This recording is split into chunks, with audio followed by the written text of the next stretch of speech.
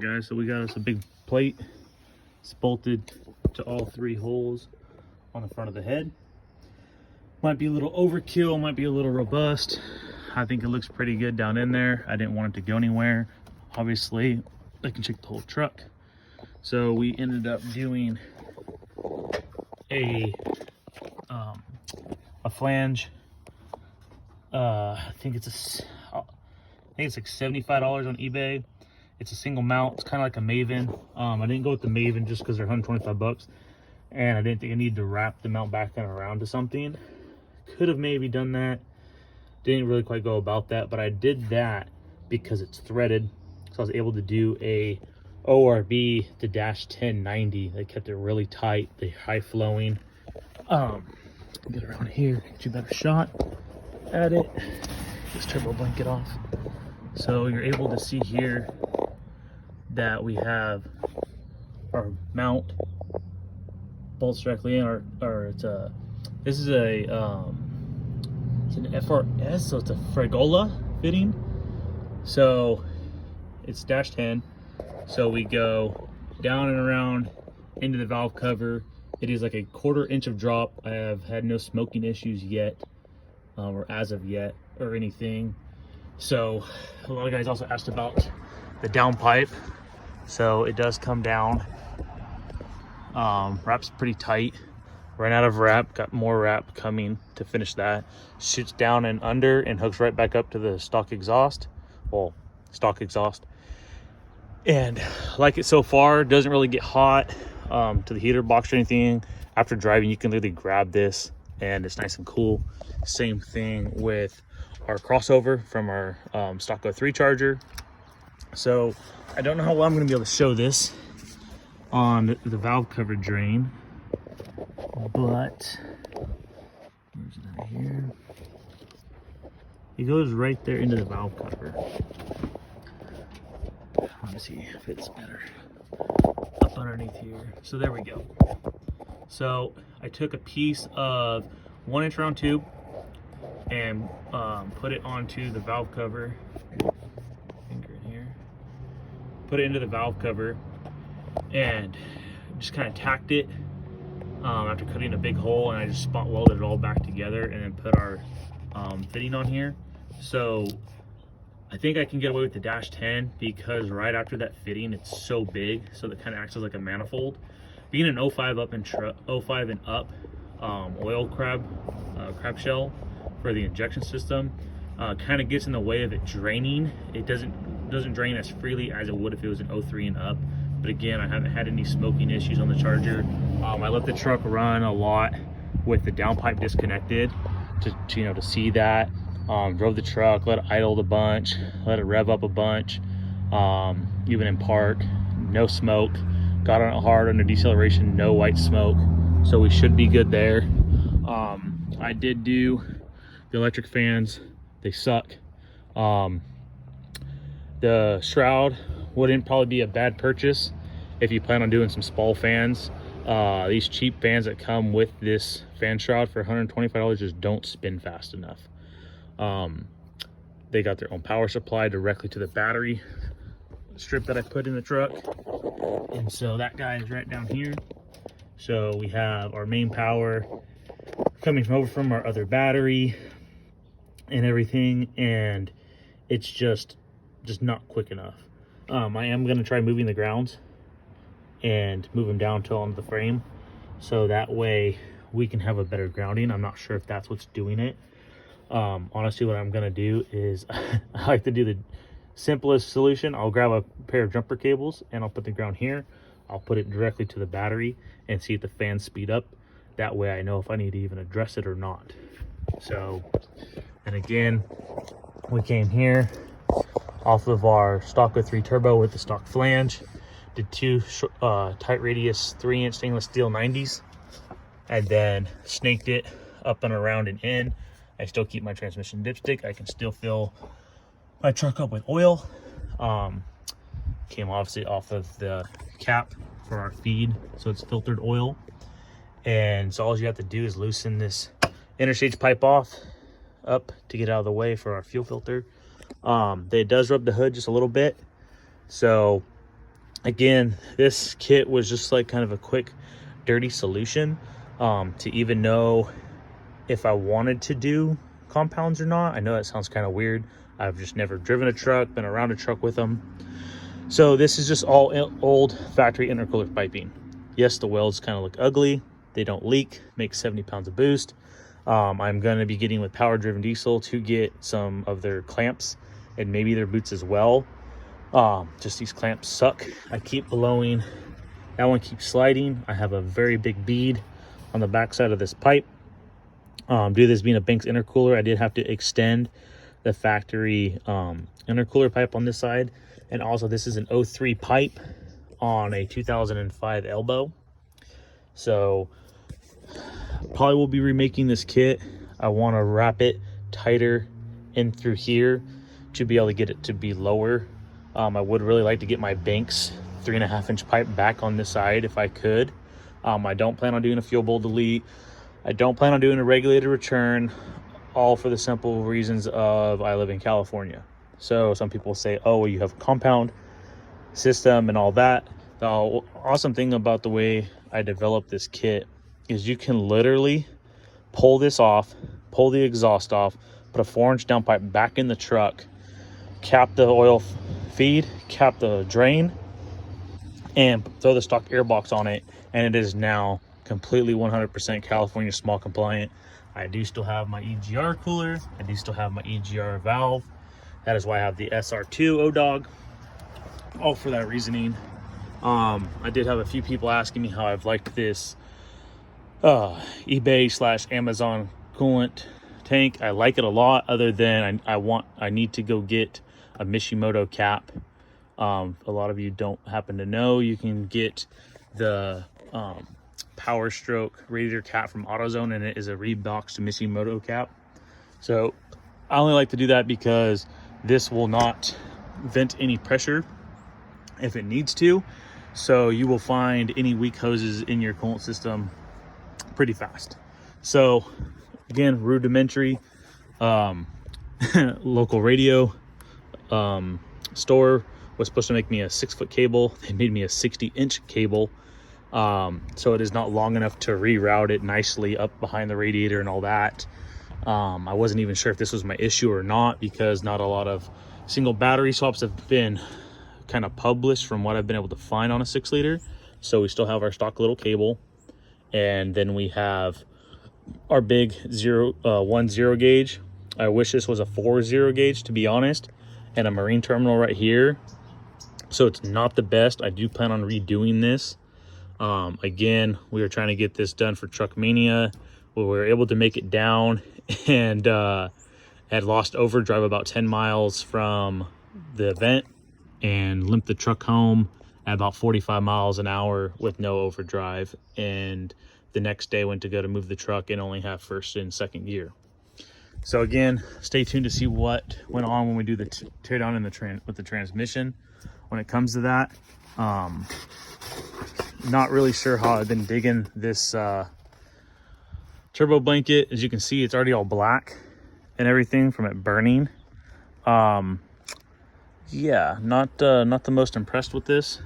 It does not get hot. I mean, you can even see it on the charger here, how it's kind of been burning on it. The only regrets on the kit so far is that it is also this flange. This is your $35, I think, or $45 flange off of eBay, T6 to 3-inch. The holes are off. Spend the extra money if you guys are going to try to do something like this on a diesel, whatever, your LS swap. Spend the extra money, get the nice CNC Monkey Fab flange, or maybe like a shipbox supply one from Matt over there. Spend the extra money. Just, you don't want to be over here trying to drill out. I stepped out my holes 2 drill bit sizes bigger, and it was still a bear. Not fun at all. So then what I did over here, don't mind this. This is actually a ground jumper wire for my AC system. This truck needs a new wiring harness. I rolled my vacuum pump up out of the way. It does not get hot enough to melt anything. I will be mounting my Firestone airbag pump down up underneath the bumper. I just zip tied all this out of the way. The pump does run continuously because there is no more canister. I do plan on mounting the canister down here to the couple bumper bolts when I go to do the 6.7 valence. So that's where I'll be sticking that, just for the simplicity of not having to listen to it run 24/7. This is kind of a back shot of the power strip I used. So what I did is the main power comes over from the battery. The original cable is to the same stud, and the alternator is to the same stud. And then the your main battery cable. So your main battery cable right here, which just goes to your starter from the factory, got an eyelet. So that our 4 0-gauge power wire from our battery and our factory 4-gauge wire and alternator are all on the same stud, so we reduced heat. The glow plugs are on the other stud, are on the stud over here. The couple accessory wires that I have and things of that nature all come up to the top stud. This is a 4 or 5. It's a 4 stud, 3/8. Again, this is like $45 on eBay. Yes, it is zip tied right now. I do plan on offsetting it to put some bolts through it. So use this bolt hole here. I'll re-drill it right here for another one. I am not using my coolant filtration kit at the moment.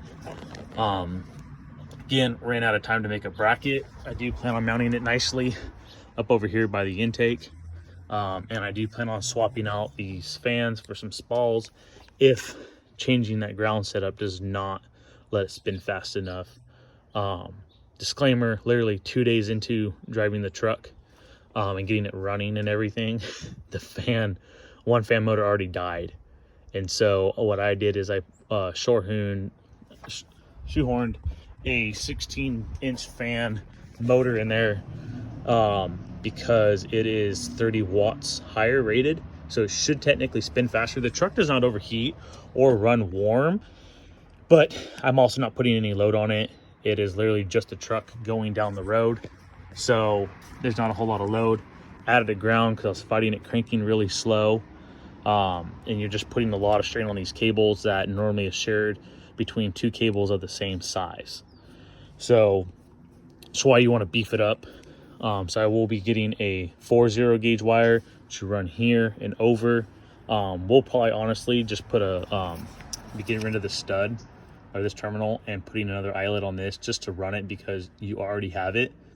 And we'll be upgrading the alternator wire as well. I will be running from here over to the alternator, and we'll be doing a stronger alternator. The truck does crank pretty quickly. It's not that slow, but for my peace of mind, I'd rather have the bigger cables because of the more amps you're pulling through this cable for its size, and the length that you're pulling all that amperage, the cable needs to be much thicker. So the factory cable is a 4 0-gauge, and it is only literally traveling 3 feet from the other battery over there to the starter. And so if you're thinking that you're adding 6 feet to that in length, you should actually be bigger than that. But getting a bigger cable than that is pretty hard to do. So as you can see, we got our fluidine balancer. Love that thing. Love our green. I've been asked as well on the green belt, like it a lot. Haven't ever had any issues with it. Did do new tensioner pulleys and all that when we started the truck in many videos ago. So yeah guys, that's the current setup on the truck. Like it a lot. Like I said, we will be getting a tranny hopefully going in next month. Be getting a build video going on that. So this is November 12th when I'm filming this. Again, don't really do any editing on these for you guys. I'm sorry about that. Gonna try to get that stuff figured out over this winter on how to go into YouTube Studio to do all that. So sorry, my videos are a lot more rudimentary for you guys than most are. So just do a last panel on this downpipe. So a 5-inch to 4-inch reducer all the way down up over the frame rail. Get down here for you guys. And then it just comes down over the frame rail, right back to the exhaust, back to the V-band, and then out to 5-inch. So that is actually from the V-band forward all the way up to here is your 4-inch anybody's downpipe, and then this piece here is the upper half of your 4-inch downpipe to kick up over to the frame rail. And then from the frame rail over to this point here is a 45 on actually, let me back that up. It is your normal piece of downpipe that comes up, that would be going up to the stock charger or your factory replacement charger. This is the upper half that goes to the charger down. This is a small extension straight piece, a 45 up to a tight, or up to a straight piece, and then this is a tight radius 4-inch piece of stainless. That's like 35, 40 bucks on eBay or Amazon. I'm an eBay person, so I refer to a lot of things on eBay versus Amazon. I'm pretty sure you could find the same stuff. Again, ran out of heat wrap. I do plan on making a second pass on this upper half, just because how hot all this is going to get, and then we'll be doing a single wrap on that half there. This is like that $60 kit that comes off of eBay. It's a T6 turbo blanket. This is not big enough, by the way, for this S485, so I'm not sure what the deal is there. Plan on getting a much better unit. Like I said, they don't have a whole lot of miles on this truck, so we will be dealing with that, and then rewrapping that stuff. So that is not fit. So that is about the size of my hand as a future reference. So make sure you get one that is good for a large frame S400. I'm not sure if that is maybe like for a T4 S400 size or what, but for this big 132 housing, it is not. So what would I change on the setup if I was to do it all over again? I only used this charger because I had it. So this was for my LS project, for my drag car. I had it, I used it. I don't plan on it staying on there. It might. We might get us a Turbo Time USA Stage 2 charger with the 25100s, just to reduce hopefully back pressure, because they do use a bigger turbine housing. I do have a 100 PSI gauge, dual gauge for boost and drive. So we will be taking our current boost pressure, putting that on our inner stage for a 60-pound boost gauge, and then that 100-pound gauge will go on the manifold in this one's place, and then the 100-pound drive pressure will be going over on the manifold, and I will be drilling and tapping on our Rudy's heavy-duty exhaust manifolds. We'll be drilling and tapping that for the drive pressure to monitor the drive on pressure on the entire engine. I will not have one on the crossover or, exhaust pipe, whatever you want to call it. Will not be having one on that for the time being. But I do not plan on this truck probably having ever bigger than 25100s. 800 horse will probably suffice. The new engine will have a stage 2 cam in it, B40 over D lip pistons and all that fun jazz, but I hadn't really budgeted doing rods. Who knows when we get there? That'll be probably maybe this time next year, unless a lot of things change. So what I would do different is I would have an S480 96 with a 125 T6 or a 124 T4. I contemplated, if I was to do this again, I would really like to try a VS Racing 7875 open T4 125 housing. I think for the power level one of these trucks makes, I think that would spool very, very fast. The guys, Baron and Todd and everybody at Power Driven did a S480, one of their aggressor 480 96 with a 115, made 629 horsepower on 175 stock injectors. Super clean truck. This is a huge 103 GT55 turbine wheel with the 132. It is not the best setup, but it, 190 30s, I think if it was a 195 or 190 75, it would help spool this charger a little quicker. We do run a Thickum tune on top of our Blessed Extreme tune. Another reason why the tranny probably died. But that's what I would change. I'd change the atmosphere. I wouldn't change this if I still had my stock charger.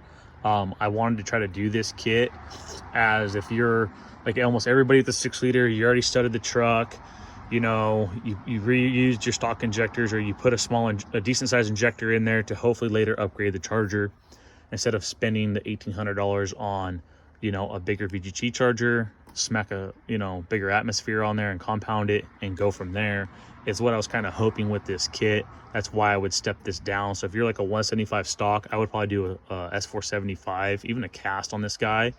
And you probably would have to play, you know, your T6 115 will probably, you know, not ever hinder you, let you grow, but the T4 would probably really help with response. Again, if it's a tow rig, believe it or not, this is going to be our tow rig for our drag truck or our drag car project and everything, and just our daily driver. So we do want it to be a fun daily driver. So the trans, when it gets built, will be all, you know, billet input. We have a billet intermediate. We're gonna have a welded coast drum, if I could talk. We're going to machine our direct drum. Hopefully we'll be able to get that in the video for you guys on how to do that. And then we will be doing, unfortunately I don't make an output shaft, but we will be doing we'll be cleaning hopefully the solenoids. We hopefully shouldn't have to replace them in the valve body. We will be doing all the plugs in the valve body that aren't even, or they're the pressure sensor plugs because they're not even used. We will be doing a superior trans kit in the pump and in the valve body. We will be showing you that. There's plenty of those, even though plenty of videos on that on YouTube. We will be doing all the blue heavy duty ply pistons and all that. So this should be equivalent to a Warren fully billet trans, other than we will not have a billet pump. If this pump is no good and not serviceable, we will be putting an 09 and up pump in the truck. It seems like, I guess, a lot of people only really do a 09 and up pump as far as, you know, what they reman or remanufacture or manufacture in general. So we will be taking care of that with that situation when the time comes. So stay tuned for that, and then stay tuned. Hopefully after that, I plan on really just enjoying the truck until I recoup from that, because even parts alone is going to be about $5,000 with a converter.